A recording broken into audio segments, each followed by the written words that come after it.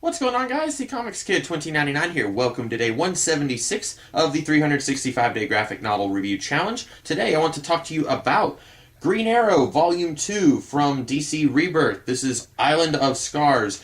This is by Benjamin Percy, who is the writer, and three different artists, because there's two different two-issue storylines that are all kind of part of this whole longer story in this series. And it's Stephen Byrne, Juan Ferreira, who I believe was the artist on that Raven miniseries that I talked about a few days ago, and Otto Schmidt. And this is still really good. I really liked Volume 1 a lot.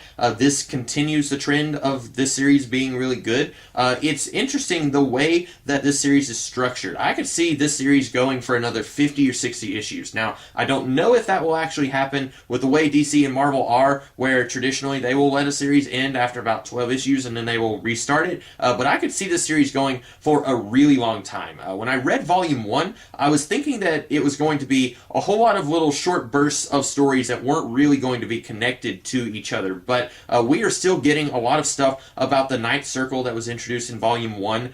We've still got stuff with the guy who was in Oliver's company, who was kind of working with the Ninth Circle and was setting up Oliver. He's still at large here. I didn't think that we were going to be seeing him anytime soon. He's not in this a whole lot. We don't see him until the end of the book, but he's still there. So I like that this is taking some of those story threads and still running with them, and also introducing a lot of new story ideas. For example, we get, I guess, the New 52 version of the Clock King here, and I really like the way that they use him here. I don't see them using him again anytime soon. This is kind of like in Batman the Animated Series, how when a character would be used multiple times, usually they would have a different gimmick every time they would show up.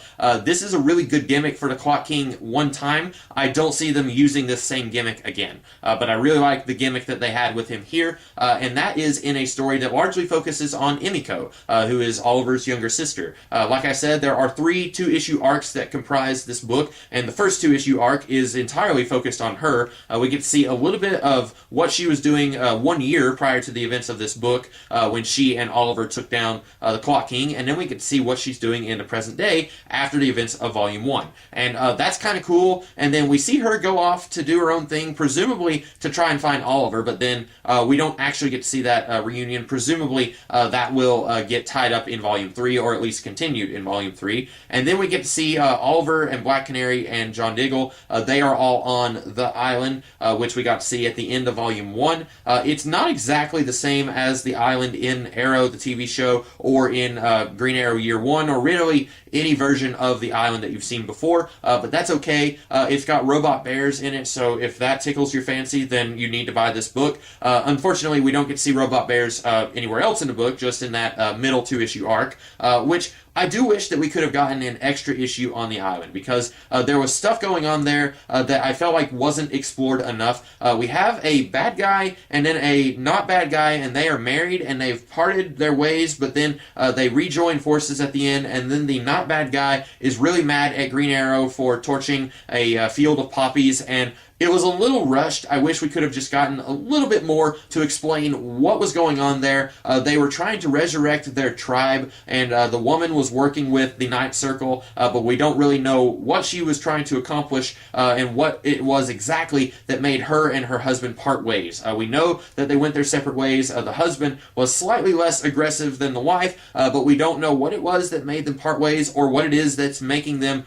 okay with working with each other now that Oliver, Black Canary, and Diggle are leaving the island. So that was a little weird. And then the final two-issue arc here is also a little bit strange. We find out that there is this huge underground train system that Ollie's dad had dreamed up, but then he died before the whole thing could be put together. And then I guess the bad guy at Queen Consolidated, he is the one who eventually put this together, presumably as a means of transporting illegal goods for the Ninth Circle. And then Ollie and Black Canary and Diggle wind up on the train, and then we get the Rebirth version of Eddie Fires. And he is quite evil here. That doesn't really work for me. I personally like Eddie Fires as being more of a good guy.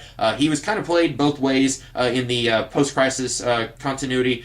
In the Mike Grell series, he was kind of a bad guy, but then later on, when Connor Hawke was Green Arrow, he was more of a good guy. And personally, I like him being a good guy. I know that he's kind of been both ways. Here, he is much more evil than he was even in the Mike Grell series. And that's fine. This is a character who's open for interpretation in in the Arrow TV show, he was very bad, so that's okay if people want to make him a bad guy.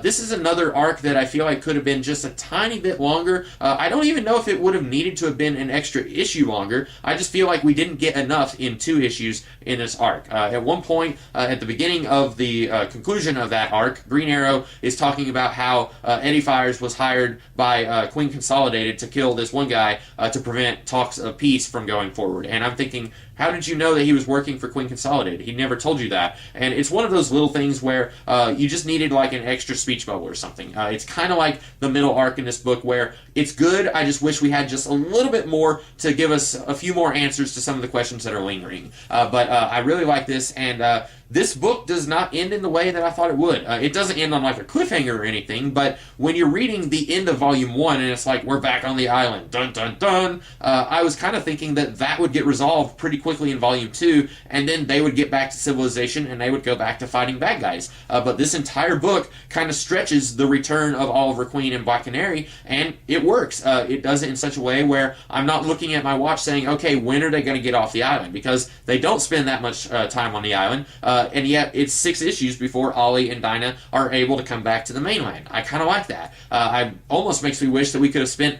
a little bit more time on their adventures before they get back to the mainland, but maybe that would have been stretching it too much. Maybe people wouldn't have wanted 4 2-issue storylines of them having adventures all over the place. But I'm still very interested to see what is going to happen with this series. Is it going to continue being this homage to the Mike Grell series from the 80s? The Grell series was another one that happened in 2-issue spurts, at least for a little while it did. So I'm very interested to see if this is going to continue doing that, or if we're going to have another longer arc, kind of like what we had in the first volume of this series. Either way would work for me. So that is all I have to say about Green Arrow, Island of Scars. I hope that you guys like this video, and I hope that you guys will buy this book. This is really good. Easily one of my favorite from the DC Rebirth stuff coming out. I will definitely be buying Volume 3 and any other volumes that they come out with. So that's about all that I have to say. I hope that you guys like this video, and if you did, be sure to like, share, comment, and subscribe, and I will be back tomorrow with a different video. In the meantime, you guys have a great rest of the day. Catch you later.